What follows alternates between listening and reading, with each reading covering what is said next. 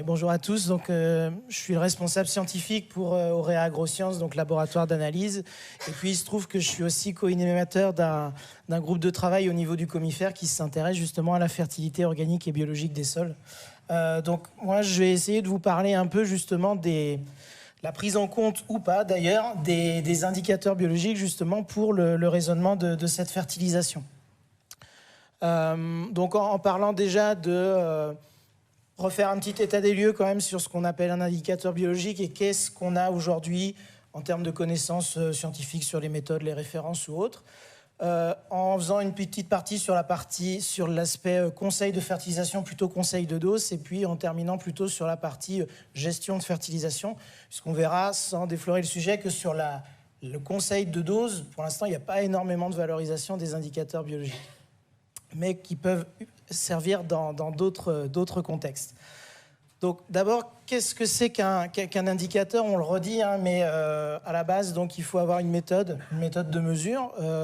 On l'a plutôt centrée sur soit la biodiversité, soit l'activité, soit le statut organique des sols, qui doivent être bien sûr des mesures sensibles, reproductibles, si possible normalisées, donc sur lesquelles on a des confiances. Il y a eu tous les travaux qui ont permis de standardiser, de fiabiliser, et on va parler d'indicateurs quand cette mesure est associée à un référentiel, c'est-à-dire à minima des gammes de variation, mais surtout, et c'est ça tous les enjeux sur lesquels on travaille beaucoup en ce moment, les liens avec les fonctions du sol que vont représenter justement ces bioindicateurs. Et c'est ça qui va permettre de poser un diagnostic, puisque la mesure, dans l'absolu, ne nous permet pas de dire grand-chose. Et l'étape après ultime, c'est pour avoir effectivement un outil de conseil, ça va être une agrégation de ces indicateurs avec une mise en œuvre opérationnelle pour justement orienter ces facteurs qui nous intéressent. Donc si on s'intéresse à la partie méthode de mesure, il y a eu quand même depuis ces 30 dernières années quand même énormément de travail qui ont été faits. Il y a eu les programmes ADEME, bioindicateurs 1 et 2, il y a eu d'autres méthodes, d'autres projets aussi qui ont permis de faire un peu le tri sur les méthodes de mesure, parce que les mesures biologiques, c'est pas du tout récent. Il y en avait déjà au début du siècle. Les travaux sur les méthodes de biomasse par fumigation, c'est les années 70, hein, donc du coup, c'est pas du tout récent. Mais voilà, il y a eu quand même beaucoup de travail qui a été fait. Il y a eu fin 2017 là, un guide là, qui a été édité par le ministère, qui faisait un peu un tour d'horizon justement de ces indicateurs, qui est en cours de remise à jour d'ailleurs au travers d'un autre groupe de travail au sein du RMT Bouclage, hein, qui s'intéresse aussi aux bioindicateurs de la qualité des sols. Donc voilà, on commence à voir. Et puis, plus récemment, hein, sur les 5-6 dernières années, il y a eu 2 projets, alors que je cite parce que c'est pas parce que j'y ai forcément participé, mais du coup, qui ont aussi pas mal contribué à ces aspects choix d'indicateurs, méthodologie, validation, hein, donc le CASDAR microbiotaire et le PIA ADEME agroécosol, qui ont permis justement de commencer à dégager des lots d'indicateurs qui concernent la biologie des sols et qui vont justement proposer un certain nombre d'indicateurs que je vais commencer à lister ici. Alors, je me suis focalisé sur les indicateurs qu'on mesure au laboratoire. Il y a aussi d'autres choses qui peuvent se mesurer sur le terrain, notamment certaines méthodos comme du carbone actif. Donc, j'inclus dans les indicateurs biologiques tout ce qui va concerner les compartiments de carbone et d'azote, même si ce n'est pas directement de la mesure de la biologie des sols. Mais pour simplifier le discours, aujourd'hui, on va les inclure quand même dans les indicateurs biologiques. Donc avec différentes méthodes, comme on le disait, le carbone microbien par fumigation, des méthodes de minéralisation qui ont été citées ce matin, des méthodes d'estimation de l'azote minéralisable, des compartiments de matière organique, des différentes fractions de matière organique. Donc là, quasiment tout est normalisé ou presque. Et voilà, c'est des choses qui commencent à être utilisées. On verra sous quel contexte. D'autres méthodos qui vont s'intéresser plutôt à l'activité, là plutôt des organismes du sol. Donc là, on va s'intéresser plutôt à tout ce qui va être activité enzymatique, donc soit en lien avec les cycles du carbone, de l'azote, du phosphore ou du soufre. Là aussi, il y a des normes de mesure qui existent aujourd'hui. Et puis, les, entre guillemets, vrais indicateurs biologiques avec les activités enzymatiques qui vont s'intéresser vraiment aux vivants, c'est-à-dire on va caractériser les organismes du sol, est-ce qu'ils sont présents, donc quelle abondance ils vont avoir, et est-ce qu'ils sont divers, est-ce qu'il voilà, j'ai de la diversité dans mes organismes, donc soit par des techniques moléculaires pour tout ce qui est bactéries, champignons, et puis également par plutôt des techniques d'identification visuelle, hein, pour les organismes un peu plus gros, comme par exemple nématodes, colamboles ou vers de terre et carabes. Donc Il y en a d'autres, forcément, hein, mais ceux-là, on va dire qu'ils ont commencé à être relativement bien instrumentalisés, fiabilisés, et on le verra aussi, surtout, c'est qu'on commence aussi à avoir des référentiels de mesure partagés, parce que les travaux de recherche, c'était certes sur la méthodo, mais c'était aussi sur les référentiels, c'est-à-dire, ok, j'ai une méthode, mais je suis aussi capable d'en dire un petit peu plus, parce que, à minimum, j'ai une gamme de variations, c'est-à-dire que voilà, je suis capable de dire sur mon territoire ou éventuellement pour un usage donné, je vais avoir une distribution. Donc ici, voilà, c'est un peu une courbe de distribution où voilà, la majorité pour des situations rencontrées se situe là. Voilà, ça permet d'avoir savoir où on se positionne. Si on se met, là, je suis plutôt dans les valeurs basses, là, je suis plutôt dans les valeurs hautes ou très hautes. Il n'y a pas forcément de jugement de valeur, mais ça permet déjà au moins de se positionner par rapport à ce qui existe. Un autre exemple, là, issu des indicateurs qui sont pilotés par l'OFB, là, des abondances de lombriciennes, par exemple. Et donc là, on est vraiment sur du descriptif, du positionnement. Donc c'est le minimum, en gros, dont on a besoin. Mais avec ça, on voit qu'on ne peut pas aller très loin dans le diagnostic. On peut éventuellement faire un peu de comparatif, mais c'est tout. Deuxième impact, et on le verra, on le redira, la biologie du sol est très fortement pilotée par son environnement. Hein, les organismes du sol, les fonctions qu'ils vont assurer, c'est beaucoup l'habitat. Est-ce que j'ai un habitat qui est dans de bonnes conditions? Est-ce que voilà, j'ai un toit? Est-ce que j'ai des conditions de statut acido-basique qui sont satisfaisantes? Donc du coup, le pédoclimat va être très important. Et puis on verra aussi les ressources en nutriments également.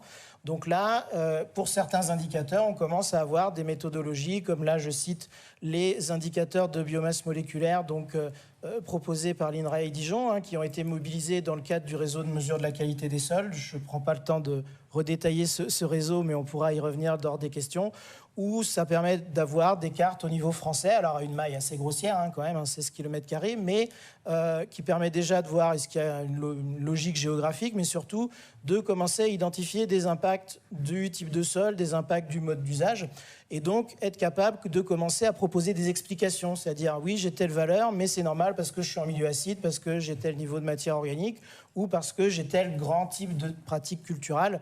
Alors attention, sachant que là, c'est grande culture, c'est tout type de pratique culturelle. On va pas, et c'est là où on pêche un petit peu dans ces référentiels-là pour l'instant, c'est que le système de culture à proprement parler, pour l'instant, n'est pas très bien pris en compte, voire pas du tout, hein, puisqu'on a tout regroupé pour avoir ces valeurs modales. Mais là, du coup, on est capable de tenir compte de la physico-chimie et du coup de se dire, comme ça, c'est ce qui explique principalement ma valeur. Si je m'écarte de ma valeur attendue par rapport à mon contexte pédoclimatique, ça veut dire que le reste, donc supposer mes pratiques, va avoir un impact sur ma valeur. Et donc, je commence à pouvoir poser un premier niveau de diagnostic. Et donc ça, étape suivante, ok, mais du coup, mes pratiques, comment je fais pour savoir l'impact qu'ils ont? Eh bien là, c'est les essais longue durée, c'est toutes les données qui peuvent être cumulées sur des essais factoriels ou pas. Là, je cite par exemple Caliagro, hein, où on reprend des apports différenciés de matières fertilisantes organiques qui ont des impacts sur le stock de carbone, mais qui vont avoir aussi des impacts sur un certain nombre d'indicateurs. Là, par exemple, la biomasse moléculaire, et on parlait de la qualité des apports organiques, à dose de carbone équivalente apportée, il n'y a pas le même impact sur ma biomasse moléculaire. Donc ça veut dire qu'il y a d'autres effets qui vont favoriser plus ou moins mes organismes du sol. Donc là, on commence encore plus à pouvoir expliciter les choses, et puis on commence à pouvoir proposer des leviers en disant si je veux favoriser tel indicateur, mais surtout parce qu'il a telle fonction, telle pratique est plus efficace que l'autre. Sachant que là, on a beaucoup de références, on commence à avoir beaucoup de références sur les matières fertilisantes organiques. Les autres pratiques, parfois, c'est un peu moins simple à mettre en évidence des effets, notamment sur tout ce qui est interculture, et on le verra parce que, comme l'a dit Christine tout à l'heure, les essais dont on dispose, il n'y a pas énormément de biomasse forcément, et parfois, ce n'est pas suffisamment discriminant pour qu'on puisse voir des impacts. Donc voilà, on commence à avoir des choses. Et puis, le plus intéressant, en gros, c'est de dire, c'est pas mesurer les bioindicateurs pour eux-mêmes, mais c'est parce qu'on a dit, ils renseignent des fonctions du sol qui, potentiellement, sont plus difficiles à évaluer que la mesure elle-même de l'indicateur. Là, je reste chez Caliagro, et effectivement, un des effets revendiqués par la présence de vers de terre, c'est la porosité du sol. Hein. C'est ce qui est recherché aussi quand on arrête de travailler le sol pour favoriser ces organismes-là qui vont recréer de la porosité. Et effectivement, oui, entre le témoin et puis le compost d'ordures ménagères, avec des analyses tomographiques, on voit qu'il y a des différences de porosité. Alors, il y a d'autres moyens de le mesurer. Et donc ça, là, on est capable après de proposer des interprétations en disant, bon bah ok, là je sais que plus j'ai de vers de terre, plus j'ai de porosité, a priori ma porosité est bénéfique, donc le plus, le mieux. Et je suis après capable de dire, bah, du coup, les pratiques qui vont favoriser l'abondance des lombriciens, entre autres, devraient être bénéfiques sur ce paramètre-là. Et c'est là où on doit continuer à capitaliser des données, et j'y reviendrai tout de suite après, puisque autant on va commencer à bien connaître certains sens de variation, autant l'utilisation concrète sur des données chiffrées, c'est là où c'est pas toujours si simple que ça. Parce qu'effectivement, l'objectif ultime, c'est d'arriver à ça, ce qu'on a pour les analyses de terre, hein, c'est-à-dire des relations directes ou indirectes, mais en tout cas chiffrées, entre un niveau de richesse ici en phosphore et un niveau de rendement, ou un niveau de pH, et puis un niveau de rendement. Donc là, on est sur de l'opérationnel, où on dit, si mon objectif, voilà, c'est de ne pas être limitant en éléments, bah, il faut que ma richesse en phosphore soit à tel niveau, ou que mon pH, il dépasse tel niveau. Donc là, j'arrive à vraiment du conseil opérationnel chiffré, où j'ai, voilà, moins de teneur et donc seuil de renforcement, seuil d'impasse du comifère, par exemple. Et là, on a des vrais calculs qui sont capables d'être faits. Pour aujourd'hui, pour les bioindicateurs, on le verra, il y a très très peu, voire quasiment pas de relations de ce type-là qui existent. Et à raison sans doute, hein, parce que c'est des choses qui sont très très intégratives, donc c'est difficile de découpler les effets.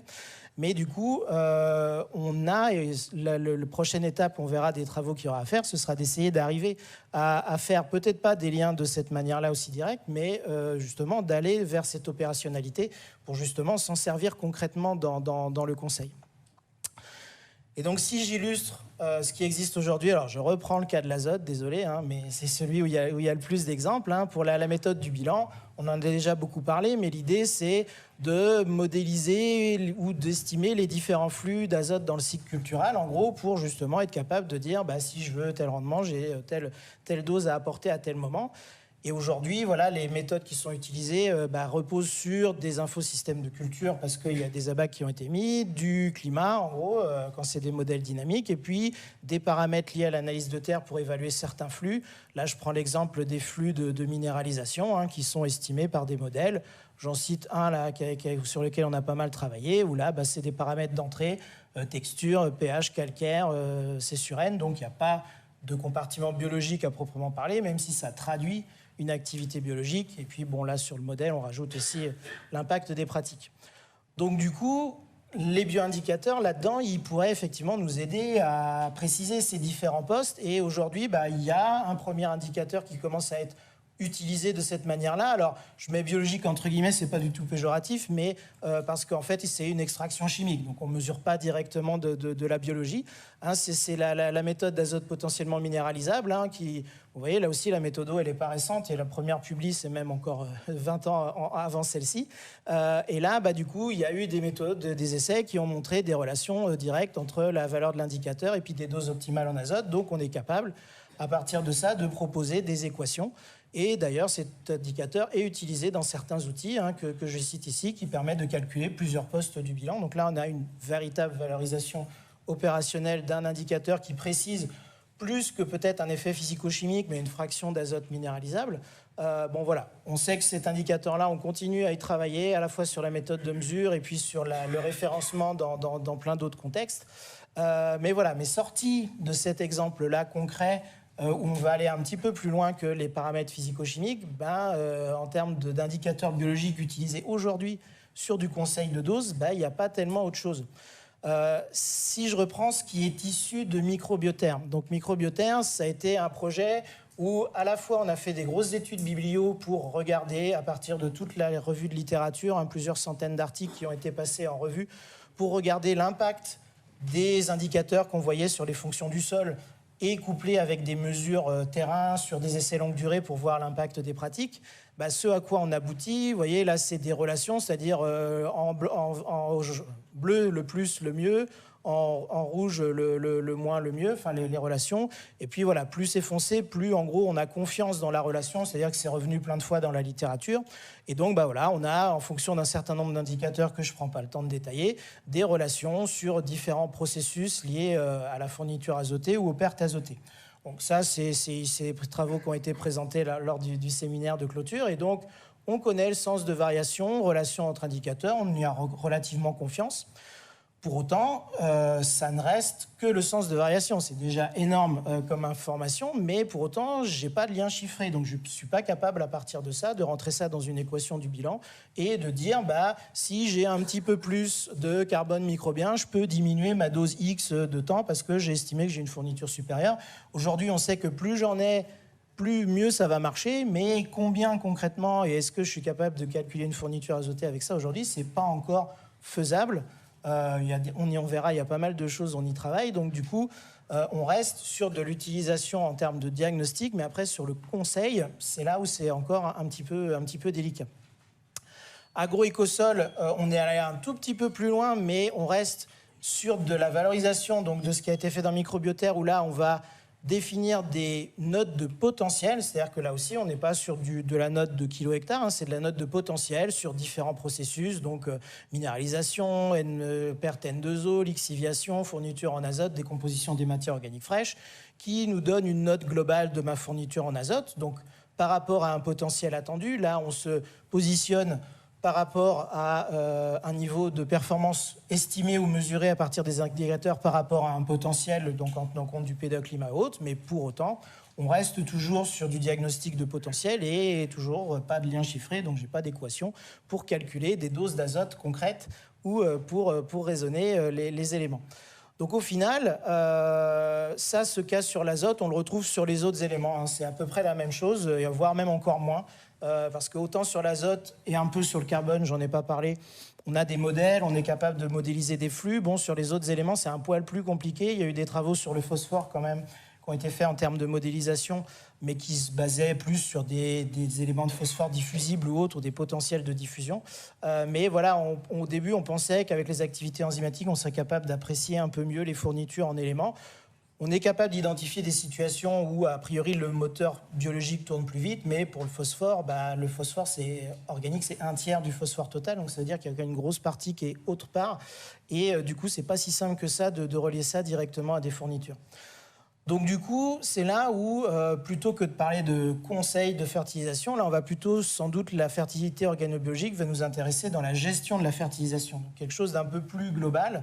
Et notamment parce que, voilà, ça je vous apprends rien, mais les matières organiques, elles vont avoir des rôles centraux dans pas mal de processus et de fonctions qui gèrent la fertilité globale des sols, que ce soit la composante physique, chimique ou biologique, et leurs externalités. Et donc du coup, c'est plutôt une vision, là on en a déjà un peu parlé, systémique qu'il faut avoir là-dessus, et peut-être que c'est l'ensemble de ces éléments qui nous intéressent pour justement apprécier, et peut-être pas gérer direct les conseils de dose, mais plutôt la manière dont la fertilisation se positionne dans le système.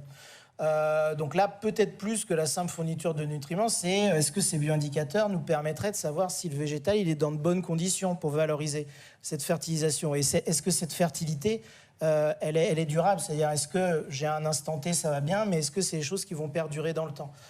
Typiquement, voilà, une situation, là, niveau de richesse équivalent, là, la surface d'échange est plus forte, donc a priori, ce sera mieux valorisé. Donc, on va s'intéresser, certes, au cycle des nutriments, mais aussi à tout ce qui est porosité, structure, enracinement, parce que la valorisation de la nutrition, c'est aussi le végétal et son système racinaire. Donc, du coup, les indicateurs biologiques, on va aussi forcément les coupler à des observations terrain, si on veut avoir cette vision globale. Et bien sûr, les éléments physico-chimiques de l'analyse de terre, mais on ne peut pas s'affranchir de cet aspect-là, puisque lui aussi, le vivant, il est conditionné dans son environnement. Donc si on n'a pas une bonne vision de l'habitat et de l'accessibilité aux ressources, on manque d'informations. Et c'est là un des intérêts des bioindicateurs, c'est que du coup, certes, on n'a pas de relation chiffrée, mais pour les mêmes indicateurs, on a aussi des liens avec la transformation du carbone, avec la structure du sol, là aussi. Donc, un même indicateur peut nous renseigner sur plusieurs fonctions et plusieurs processus, et c'est là où ça commence à devenir intéressant, puisqu'en les combinant entre eux, en les choisissant, on peut avoir des informations et donc nous dire, ah bah oui, là, de ce côté-là, ça va être plus favorable, mais là, ça va être un peu moins favorable. Donc, on est capable, là aussi, encore peut-être de trouver le compromis en mobilisant justement ces différentes analyses. Et donc ça, on l'a pour l'effet donc sur les fonctions, mais on le disait, il y a eu aussi beaucoup de travail dans Microbioterre sur l'impact des pratiques, où là, il y a, à partir des essais longue durée qui ont été faits, plus de la littérature, on est capable de dire, les apports de produits organiques, c'est plutôt positif, les cultures intermédiaires, il y a certains indicateurs qui répondent plus ou moins bien, travail du sol aussi. Donc voilà, ça, je ne rentre pas dans le détail de la diapo, mais on commence à acquérir quand même des connaissances assez solides maintenant sur l'impact des pratiques. Donc, ce qui nous permet de positionner ça après en outil de conseil. Parce qu'on ne va pas faire la mesure pour savoir qu'on travaille le sol, mais par contre, on sait que si on veut améliorer les choses et qu'on veut changer les éléments, on sait que ça va répondre dans le sens et dans quelle proportion. Donc ça, en fait, ces indicateurs combinés aux caractéristiques physico-chimiques et aux observations terrain, ils vous permettent de proposer un diagnostic du potentiel fonctionnel du sol et pas se limiter du coup uniquement à la gestion de la fertile, mais à regarder aussi l'ensemble des autres pratiques qui pourraient permettre justement de mieux raisonner l'apport, puisqu'on voit que la fertilisation, c'est une interaction avec plein d'autres systèmes, d'autant plus quand on est dans des systèmes où on va avoir recours de moins en moins aux intrants externes ou aux intrants non renouvelables. Donc on essaye de maximiser l'ensemble des autres éléments et ça, effectivement, les bioindicateurs, là, trouvent tout leur intérêt pour avoir une vision un peu plus globale de ces éléments-là. Et c'est ce qu'on peut proposer, effectivement, à Agroécosol. On a abouti à des propositions hiérarchisation de leviers à partir du diagnostic fonctionnel, à différents types de leviers agronomiques qui sont très connus. Il n'y a pas de révolution là-dessus, mais qui permettent d'être, en fonction des situations, hiérarchisés, priorisés. Et sur les apports organiques ou minéraux, plutôt que les doses, c'est plutôt le type de matière fertilisante ou les dates d'apport qui peuvent être conseillées. Par exemple, sur le choix de l'organique, est-ce qu'un fumier, un compost est plus adapté, tel type de produit est plus adapté. Là, la partie organobiologique nous donne des éléments pour raisonner ce choix. Sur la dose, là, on n'a pas pour l'instant fait mieux que les paramètres physico-chimiques de l'analyse de terre pour l'instant. Donc ça veut dire qu'il y a eu des avancées significatives, mais il faut effectivement toujours continuer là-dessus.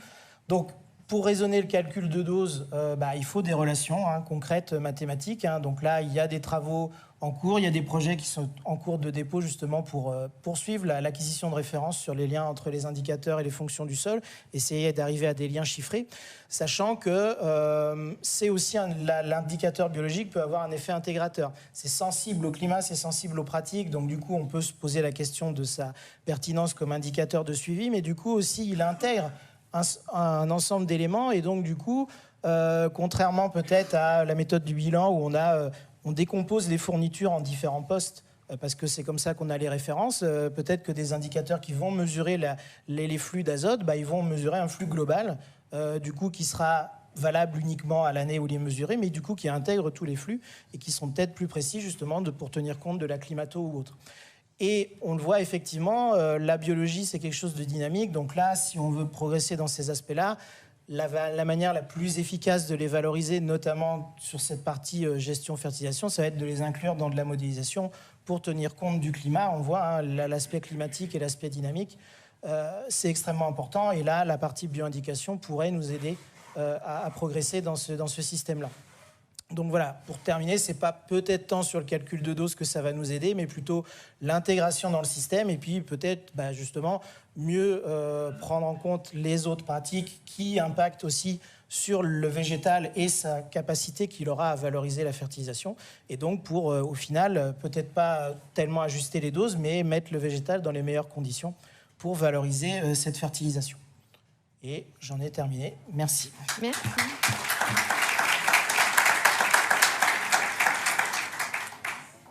Alors, si on ne veut pas prendre de retard, on a 3 minutes pour des questions. Donc, si vous en avez, dépêchez-vous.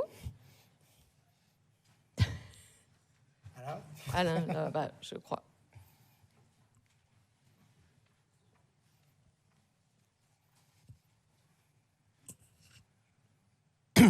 Merci je trouve que c'est un très très bon overview des problèmes des indicateurs qu'on a actuellement. Je fais partie aussi d'Indicasol, donc qui est actuellement une expertise INRA mandatée par le ministère de l'écologie pour faire aussi ce bilan-là. Et on a à peu près les mêmes problématiques. Je crois que depuis à peu près une dizaine d'années, on a toujours les mêmes problématiques. Et moi, je voulais même mettre l'accent sur... alors, d'abord, c'est une vision intégrative que tu proposes et je trouve que c'est bien, effectivement, de dépasser un peu le cadre de l'azote, mais aussi de regarder comment une structure de sol, tout ça, puis de voir regarder les compromis. Ça, je trouve ça, effectivement, extrêmement intéressant.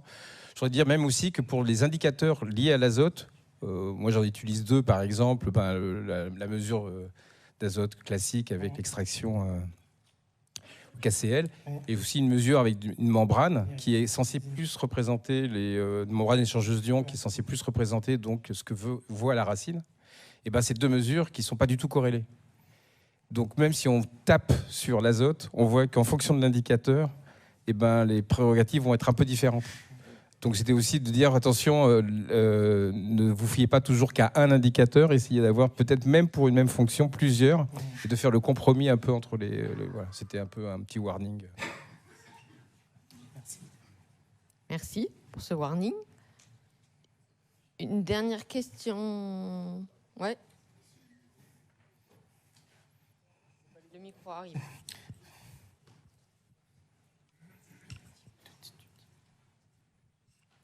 Bonjour, Gilles Lacoten de l'UNIFA.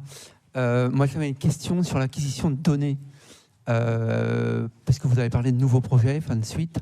Quelle est la stratégie aujourd'hui d'acquisition de données de manière plus massive et voilà, pour diminuer finalement le coût d'acquisition des données, analyse de sol, etc., de manière très, très massive et pour pouvoir appliquer ensuite des technologies d'apprentissage massives également. Est-ce que c'est intégré dans les projets aujourd'hui? Alors, on n'est pas encore à ce niveau-là. Il y a des gros travaux qui ont été faits grâce au réseau de mesure de la qualité des sols. On a des bases de données. La première campagne, la deuxième campagne est en cours. Donc, effectivement, ça a permis d'extrapoler, d'avoir la carte que j'ai présentée, puis il y en a plein d'autres ou autres. Dans les projets, effectivement, on n'est pas encore sur cette notion de big data. Déjà parce que il faut les structures. Alors pour les analyses de terre physico-chimiques, il y a quand même la base de données des analyses de terre, BDAT, qui cumule pas mal de choses, qui est sous l'égide d'INRAE. Donc là, les valorisations qu'ils en font, c'est plutôt des statistiques descriptives. On n'est pas encore effectivement sur du deep learning ou autre. Il est clair que on aura sans doute besoin, vu la multiplicité des situations, d'avoir des modèles qui permettent d'avoir peut-être des acquisitions locales, mais après quelque chose qui va permettre d'extrapoler dans une situation, parce qu'on n'aura pas les moyens peut-être de mesurer toutes les parcelles tout le temps. Après, on peut le voir à l'inverse, de se dire que à l'aide des données dont on dispose déjà, à l'aide des infos sur les systèmes de culture, et il y a quand même des cartes de sol qui commencent à être de plus en plus précises sur les types de sol, parce que ça va quand même, les gros drivers, ça va être argile, pH, matière organique. En gros, quand on a ces trois-là, déjà c'est pas mal. Eh ben, texture, bon, pH, matière organique, c'est plus difficile, mais déjà texture, profondeur de sol ou autre, il y a déjà des cartos qui existent, et plutôt à l'inverse, de se dire, j'ai défini des zones plus ou moins homogènes en termes de type de sol, profondeur, pierrosité, et c'est ces zones-là que j'ai définies, et je fais une analyse dans cette zone-là que j'extrapole après à l'autre, sans forcément avoir besoin de gérer la partie big data. Mais il y a des travaux, je sais, en cours là pour la valorisation aussi des images satellites, à la fois sur les biomasses végétales, mais aussi peut-être sur des paramètres de sol, qui permettent justement de mieux cartographier. Sur la composante biologique, on en est encore loin, même si la variabilité est quand même très fortement liée, pareil, matière organique, texture ou autre. Donc déjà, quand on aura bien caractérisé ça, on y verra déjà pas mal. Mais en termes de stratégie, on en est quand même encore à gérer les connaissances à la parcelle. Et c'est vrai que cette vision un peu plus macro nécessiterait sans doute des programmes nationaux un peu plus coordonnés que je ne connais pas, en tout cas à mon niveau. Merci, on va s'arrêter là. Merci Mathieu, si tu veux rester par là.